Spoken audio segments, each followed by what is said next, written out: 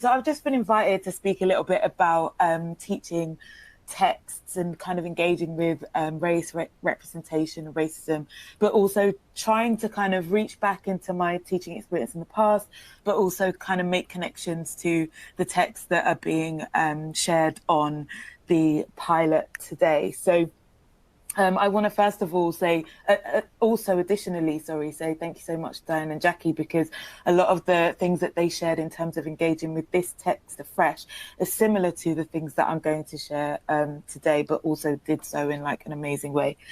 So the main focus of this presentation is just to consider some of the approaches that we can take in engaging with new literature and new critical perspectives within the classroom.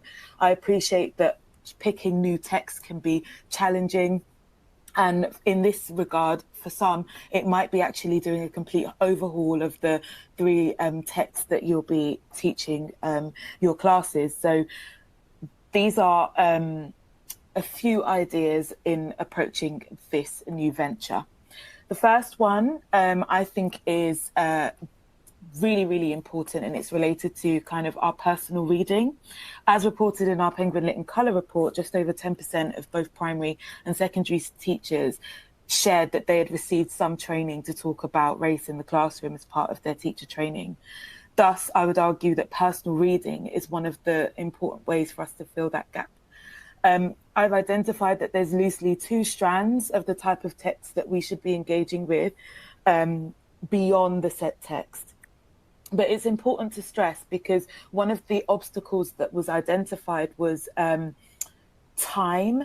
And I just really wanted to stress that there's no pressure for this reading to be done in haste. I think the process of knowledge accumulation, in order to kind of develop that sense of like mastery or expertise, is over time, and it will eventually enrich our knowledge and analysis of text as we teach the text each year. As I've experienced reading, for example, Romeo and Juliet over and over again and identifying new things within the text, wishing that I was able to share it with the year before, but pleased that I'm able to share it with the current. So the similar sentiment in that regard. So the first strand of reading that I'm going to engage with, first of all, is reading to understand Black minority ethnic experiences, history and culture.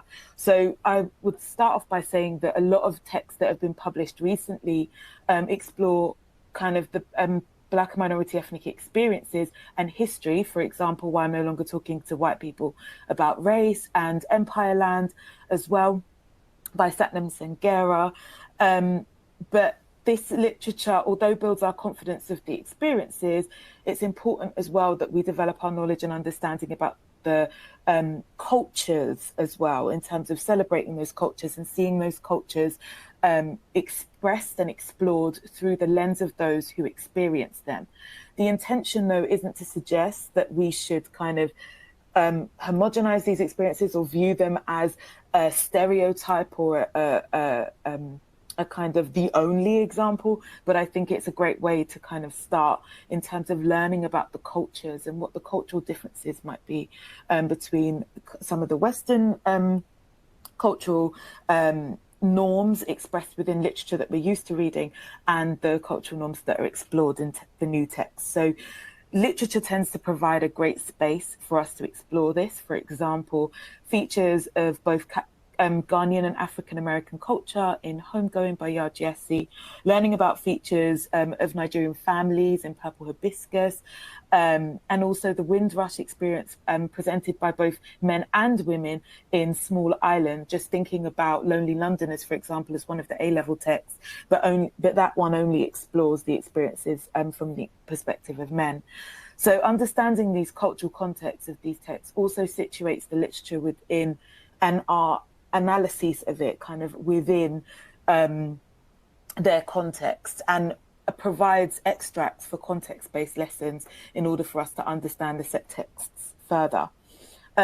Just another point, actually, one book that I've read recently, Homecoming by Colin Grant, really illuminated my understanding of the experiences illustrated in The Lonely Londoners. So if you're thinking about reading The Lonely Londoners, Homecoming is a great extra kind of contextual text to explore the experiences of being Black British in London during that Windrush time. and beyond, actually. Another strand of reading is actually to understand the theoretical perspectives or lenses that are used or can be applied to these texts. This critical engagement is often invited, particularly at Key Stage 5 as opposed to Key Stage 4. We are more, I think we're more, how would you say, more versed in literary criticism related to texts that are very popular, written by popular authors. So it is very likely to find critical readings of Macbeth by Shakespeare, for example. But I also wanted to invite us to think about how we could use literary critics, for example, in relation to one of the themes explored with some of the text introduced here, Black womanhood, in The Colour Purple or Beloved, by engaging with critical theorists like Audre Lorde or Bell Hooks, to kind of explore that a little bit more and encourage students to view those texts through those critical lenses. Of course, we've already spoken quite a lot about libraries and kind of being able to have that shared reading experiences, and also opening up the discussion beyond the English classroom into tutor spaces as well. One of the presentations that we did following the Lit and Colour report being published was to kind of shed light on the opportunities to create an ecosystem of shared reading between parents, teachers, and students. And I experienced such a kind of shared reading experience as a student at school myself. But I feel like the book donations in Penguin Lit and Colour make this idea of sharing literature much easier, because of course you're not going to be afraid that your copy is going to get lost in someone's house or someone's cupboard. But I would say that in addition to kind of sharing texts that are kind of wider, not just doing so from the teacher sharing to the student, but also allowing students to share with us too. There's Pam already mentioned the theatre production of Empress, and I'm really excited to see that that's coming up too. From my own teaching experience, I really remember planning a trip to Stratford-upon-Avon to see Shakespeare's Romeo and Juliet production starring Borley Gill. And it made for some interesting subsequent discussions about the adaptation's attempt to engage with diversity, but also some students kind of quibbled and asked questions around what the adaptation was trying to communicate about the source of the feud. And of course, we were able to challenge that because Paris was presented and was played by Afolabi Ali. But the point is that greater discussion came off the back of seeing the play in the theatre.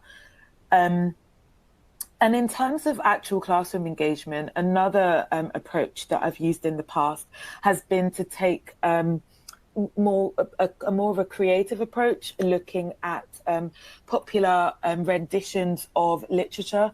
So one of the poems being Strange Fruit, and it had been performed, by Billie Holiday and also by Jill Scott more recently in protest to seeking justice for Tamir Rice.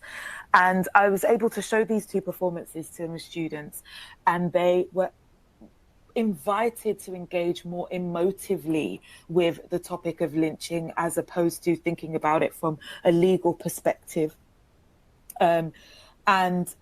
I encourage them to also write creative poetry or short stories in response to the intonations used within the performances and also the language used within the poems. I did this in order to invite the students to understand the threat that Curly's wife made at the end of chapter 4 in Of Mice and Men, just so that you understand the connection there. But actually, this kind of reference to the presentation of death within Strange Fruit, for example, and through these performances can also be explored and connected to texts like Beloved. There are so many speeches, songs and film clips from documentaries and the like, especially published in the recent years, that can be used to evoke engagement with and contextual understanding of these new texts, which is really exciting. Just a final point for me is actually related to listening. It was great to hear Jackie and Diane refer to some of the reservations that teachers had about being able to whether they feel able to teach a text like Refugee Boy in the classroom. And I, from the Lit in Colour report as well, teacher confidence, or the lack thereof, was another one of the obstacles that was presented there. And I appreciate that this can come from a fear of saying the wrong thing in the moment. And again, from my teaching experiences, I've shared often with people when having these conversations, I've made mistakes in teaching race in the classroom. I recall a time where I was teaching anti-Black racism in America and did not give space or light to the experiences that Native Americans had as a result of colonialism too. Although I had some knowledge of this historical context from a course that I had taken during my undergraduate degree, I allowed one of my students, who was of Cherokee descent, to correct me and share some historical facts with the class. Following this lesson, I did another lesson with greater detail on the Native American experience. Jeffrey Barchi speaks about the way that he explores the power of listening to his students as a way to inform learning and teaching within his classroom choices and his curriculum choices in his recent publication, I Heard What You Said.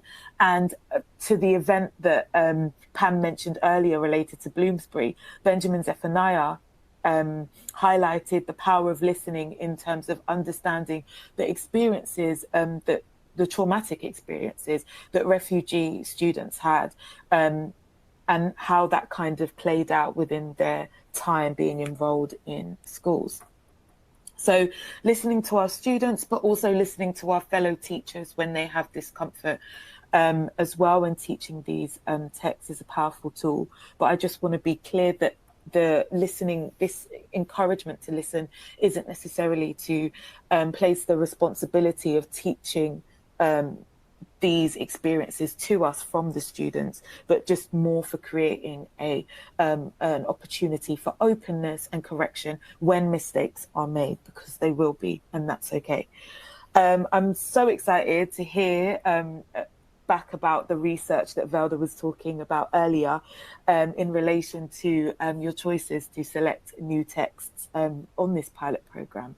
But kind of linking to what Jackie and Diane were saying earlier about allowing this to kind of permeate outside of our classrooms, just a personal plea from me that while our knowledge develops within the classroom, that we should endeavour to reach out into wider discussions, be it through CPD or so forth, to ensure that the school culture and the school space also reflects and represents this intention to create belonging for our staff and students. Thank you.